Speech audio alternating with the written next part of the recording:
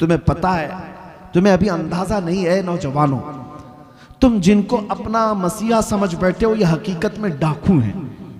ये दुनिया तुम्हारे लूट मार की मुंतजिर है। हमारी बच्चियां भी, मेरा मैसेज पहुंचता है तो पहुंचाओ, जो ये समझती हैं कि उनकी आज़ादी की बात करते हैं, हकीकत में वो आज़ादी नहीं देना चाहते, वो तुम्हारे जिस्म के मुतलाशी, वो हवस परस्त हैं। हमने कहीं एक हिकायत पढ़ी थी कि भेड़िए जो है, भेड़िए जानते हैं, अब भेड़ियों ने ये बाहर आकर के ऐलान करना शुरू किया कि बकरियों को आज़ादी दे दो, बकरियों को आज़ादी दे दो। अरे भेड़िया तो बकरी को खाता है, लेकिन बकरियों की हिमायत में नारे लग रहे हैं। सेम आज की सिचुएशन में आपको बता रहा हूं। भेड़िए आए हैं मोहल्ले में और नारे लगा रहे हैं बकरियों को आजादी दो, बकरियों को आजादी दो। और चंद बकरियां जब भेड़ियों को नारा लगाते हुए सुनी तो उनको लगा कितने अच्छे भेड़िए हमारी इज्जत की बात कर रहे हैं, हमारी हिमायत, आजादी होना चाहिए, सही बात है। सब बकरियां मिलकर के कहने लगी हमको भी आजादी चाहिए, आजादी। देखो भेड़िए जो है हमारी हिमायत में गलियों में निकले, बैनर निकाले, पोस्टर निकाले, हाँ प्रोटेस्ट कर रहे हैं वुमेन्स राइट्स के मुतालिक। तो जो बूढ़ी बकरियां थी उन्होंने समझाया, कहा कि ए बच्चियों, आजादी नहीं है ये अच्छी चीज नहीं, तुम्हारी इज्जत मालिक के घर में ही सलामत है, यहीं रहो, जो हमारा मालिक है वो हमारी देखभाल अच्छी कर रहा है, बाहर जाओगी आजादी, ये भेड़िए तुम्हें छोड़ेंगे नहीं। कहा बूढ़ी बकरियों को इन सबों ने गालियां दी कि ये अम्मा पुरानी बातें करती हैं, तुम्हारा दौर और था, हमारा दौर और है, हमें आजादी चाहिए, आजादी चाहिए। और धरने पर बैठ गई। बकरियों को मालिक ने आजाद कर दिया, जाओ आजादी चाहिए, आजादी छोड़ दिया।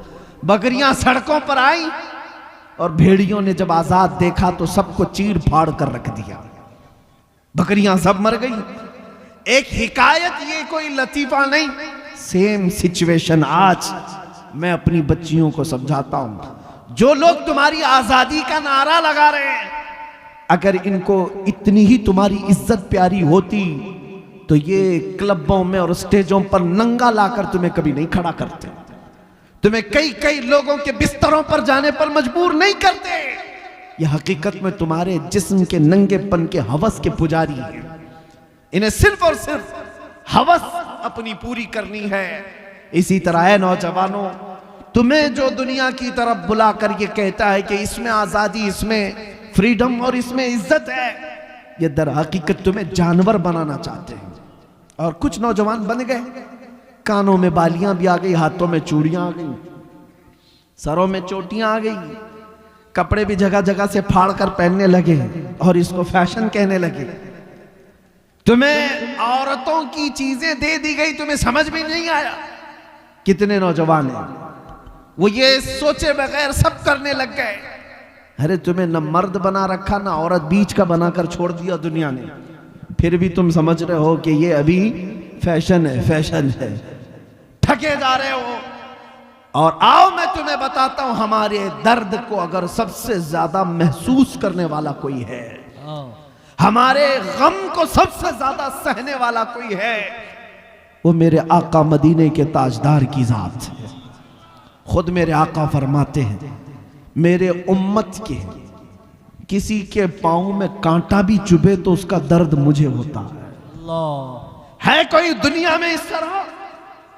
एक रिवायत सुनो, तवज्जो, इधर तवज्जो। जब मेरे आका सल्लल्लाहु ताला अलैहि वसल्लम की वफात का वक्त करीब आया, सुनो है मुसलमानों, मलकुल मौत हुजरे में दाखिल हो गए, इजाजत लेकर आए। यह आखिरी दिन था मेरे आका का, नज़ा का वक्त चल रहा है। नज़ा और सकरात किसको कहते हैं पता है? उस वक्त आदमी अपनी माँ बहनों को और भाई बाप को नहीं पहचानता। सकरात के वक्त तो आदमी को अपना नाम तक याद नहीं रह जाता। बड़ी सख्त हालत का नाम है सकरात। अच्छे अच्छे लोग अपनों को भूल जाते हैं, नहीं याद रहता। नबी मुकर्रम शहींशाह दो आलम मुस्तफ़ा जाने रहमत सल्लल्लाहु अलैहि वसल्लम का आखिरी वक्त है। मलकुल मौत आए इजाजत लेकर रूह कब्ज करने के लिए। तब जानते मेरे नबी ने सबसे पहले सवाल क्या किया? इजराइल से, ऐ मलकुल मौत, ये नज़ा और ये सकरात की जो तकलीफ है बहुत सख्त है, जरा ये बताओ क्या ये तकलीफ मेरी उम्मत को भी दी जाएगी? अल्लाह, ये तकलीफ क्या मेरी उम्मत को भी आएगी? कौन है जो हमारे सकरात की तकलीफ को भी अपने नज़ा के वक्त याद कर रहा हो? अपने नज़ा के वक्त। इसी को आला हजरत ने फरमाया था, जो ना भूला हम गरीबों को रजा, याद उसकी अपनी आदत कीजिए। हम गरीबों के आका पे बेहद दुरूद, हम फकीरों की सरवत पे लाखों सलाम। ऐ सुन्नी नौजवानों, सबसे ज्यादा हमारी फिक्र करने वाले वो नबी पाक की जात है। जब नबी पाक सल्लल्लाहु अलैहि वसल्लम सजदे में गिरकर बेतहाशा रोते रहे, किसके लिए रोते रहे?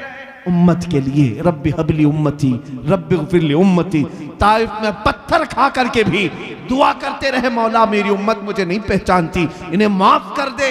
वो नबी पाक जो मेराज के सफर में जाकर के भी अल्लाह करीम की बारगाह में सबसे ज्यादा कुर्ब की मंजिल, उससे ज्यादा कुर्ब की मंजिल पूरी दुनिया में किसी को दी गई नहीं और न ही दी जाएगी।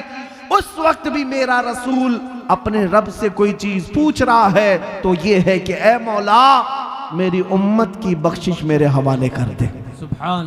कौन है जो हमारी फिक्र करेगा?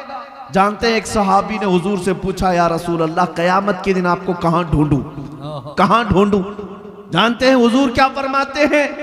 देखना हौज़े कौसर पर मिलूंगा, मेरे उम्मती प्यास से तड़प रहे होंगे, अपने हाथ से पानी भर भर कर मैं अपनी उम्मतियों को पिला रहा हूं। वहां पर भी उम्मत की फिक्र है।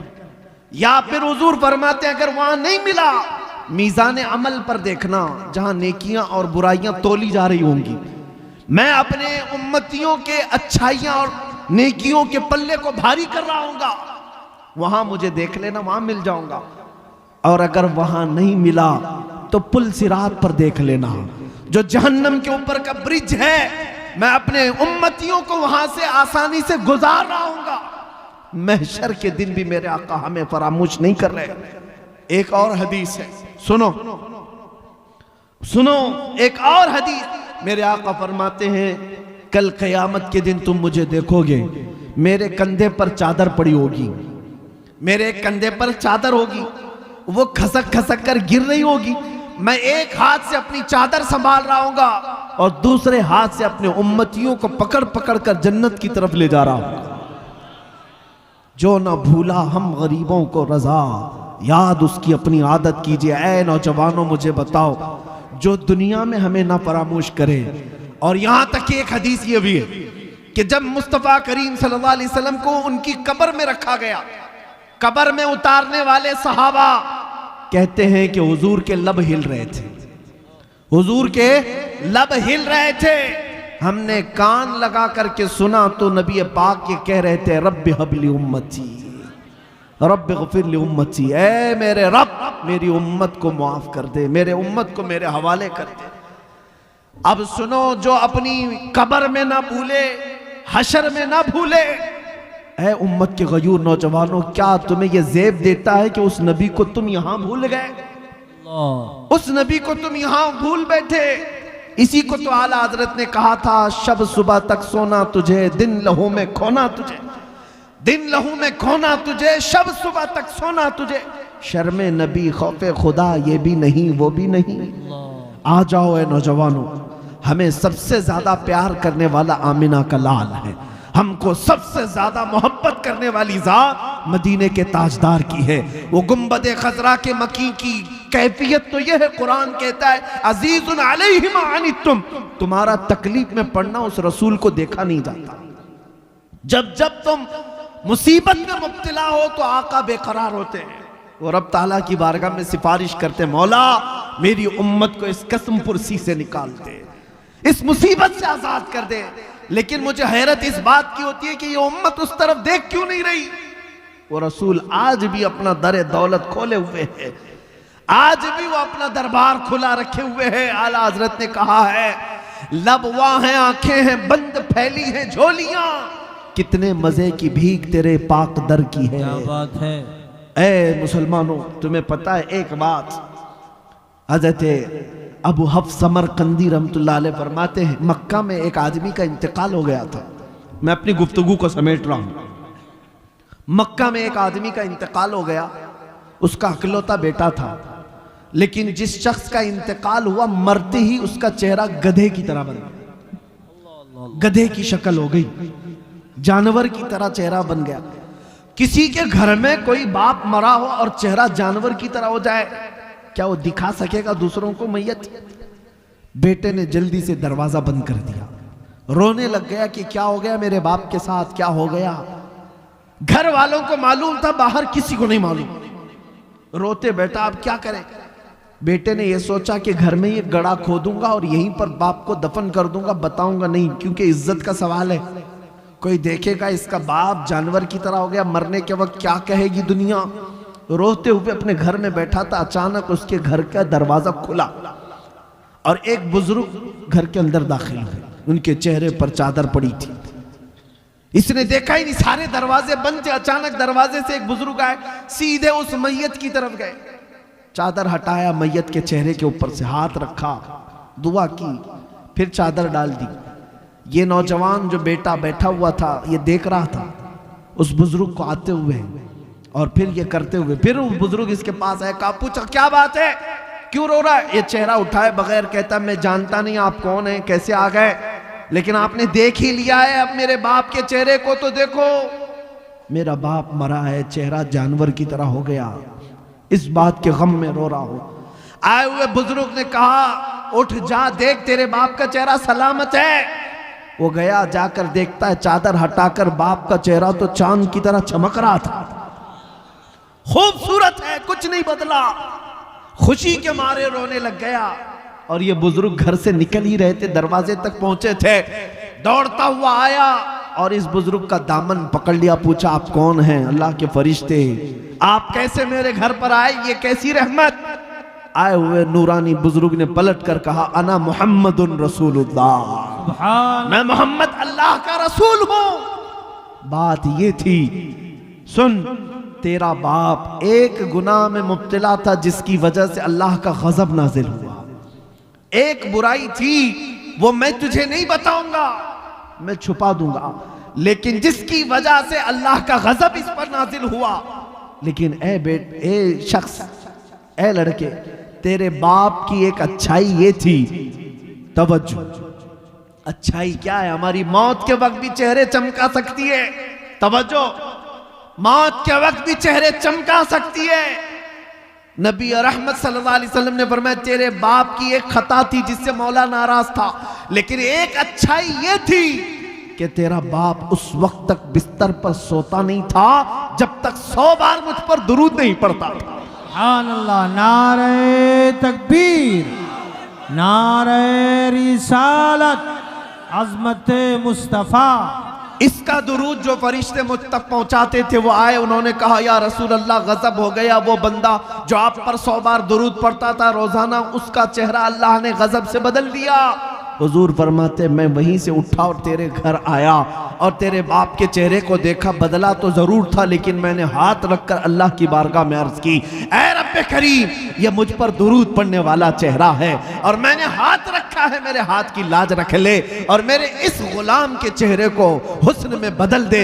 रब ताला ने फरमाया ऐ महबूब अपना हाथ उठाओ, उसके चेहरे को हम चमकदार बना देंगे। नबी पाक सल्लल्लाहु ताला अलैहि वसल्लम मदद के लिए मौत के वक्त भी तशरीफ लाए।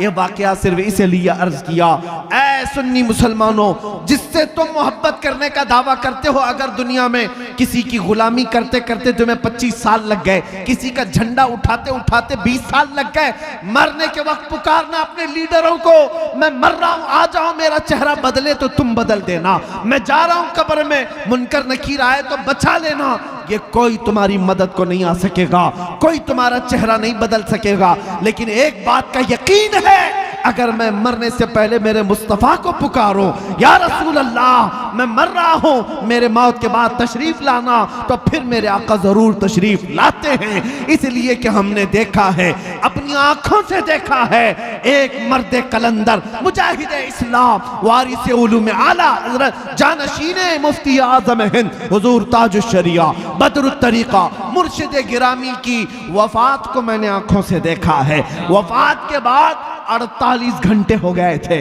48 घंटे के बाद जब जिस्म ले जाया जा रहा था, अरे 6 घंटे 10 घंटे के बाद बॉडी फूलने लग जाती है, सुकड़ने लग जाती है, या इधर उधर से पानी बहने लग जाता है। मैंने 48 घंटे के बाद उस ताजुश्शरिया को देखा। मैं जनाजे में हाजिर रहा, और जनाजे में नहीं बल्कि जिसमें पाक पकड़ कर हाजिर रहा। कब्र पर जाने तक जिस्म को जैसे पकड़ा जाता था, जिंदगी में जिस तरह की जिस्म में नरमी थी, वैसे ही वफात के बाद भी नरमी नजर आती थी। वो जिस्म तरोताजा था, उसी तरह चमकदार था। वो क्यों था मैं आपको बताऊं, इसलिए कि उस ताजुश्शरिया ने अपनी वफात से पहले बारगाहे मुस्तफा में यूं कहा था, या रसूल अल्लाह, मैं मरूं तो मेरे आका ये मलाइका से कहना, मैं मरूं तो मेरे आका ये मलाइका से कहना, इसे कोई मत जगाना, अभी आंख लग गई है। तेरे दामने करम में जिसे नींद आ गई है, वो फना न होगी, उसे जिंदगी मिली है। नारे तकबीर, नारे रिसालत, करिया करिया। मेरे अजीजों, बस मुख्तसर सी बात समेटता हूं।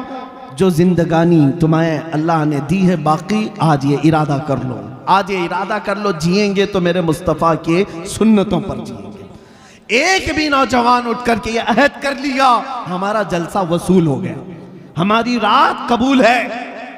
एक भी गुनाहों से तौबा कर ले कि आज के बाद मैं गाने नहीं सुनूंगा।